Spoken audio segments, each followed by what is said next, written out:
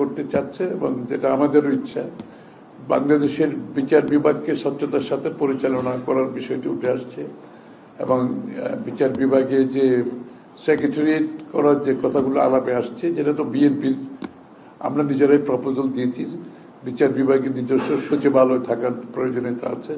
এটাকে যদি আমরা স্বাধীনভাবে চলতে দিতে হয় বিচার বিভাগকে, তার নিজস্ব সচিবালয় থাকা দরকার।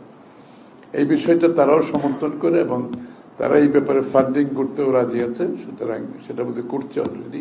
পার্লামেন্টের বেলায়ও তাই, তারা চায় পার্লামেন্টে স্ট্রং ক্যাপাসিটি বিল্ডিং করে একটা সচিবালয় থাকবে, যাতে পার্লামেন্টের পারফরমেন্সটা ভালো হয়। কারণ পার্লামেন্টে তো সব জবাবদিহিতা, যে পার্লামেন্টের ডেমোক্রেসিতে কিন্তু পুরো জবাবদিহিতা কিন্তু পার্লামেন্টের সিস্টেমের মধ্যে আছে। আমরা যে এত সংস্কারের কথা বলছি, আসলে পার্লামেন্টের সিস্টেমের মধ্যে সবকিছু আছে।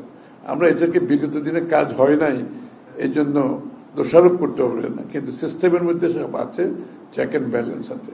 সেটাকে তারা অ্যাক্টিভেট করে যাতে চেক অ্যান্ড ব্যালেন্সটা পার্লামেন্টের মাধ্যমে থাকে আগামী দিনে। আর আগামী দিনে বাংলাদেশের আগামী দিনের উন্নয়নের সাথে তারা সহযোগী হতে চায়। তাদের শুধুমাত্র তাদের যে আমাদের ওই অনুদান, ঋণ, এর বাইরেও তারা অন্যভাবে অর্থায়নের চিন্তা করছে। যে নতুন নতুন অর্থায়নের অনেক পোর্টফোলিও, অনেক চিন্তা আছে। বাংলাদেশে বন্ড, গ্রিন বন্ড ইস্যুর মাধ্যমে অর্থায়নের যে অনেকগুলো দিক আছে, যেটা আমরা বিগত দিনে করতে পারি নাই, সেগুলো আগামী সরকার আসলে তারা করতে চাচ্ছে, সহযোগিতা করতে চাচ্ছে। অর্থনৈতিকভাবে আমাদের উন্নয়ন কর্মকাণ্ডে অংশীদার হতে চায়। আমাদের জন্য এটা খুবই ভালো লক্ষণ যে সাধারণ ঋণ এবং অনুদানের বাইরে গিয়ে যে তারা একটা নতুন পথ উন্মুক্ত করছে বাংলাদেশ সরকারকে এবং আমাদের প্রাইভেট সেক্টরকে সহযোগিতা করার জন্য।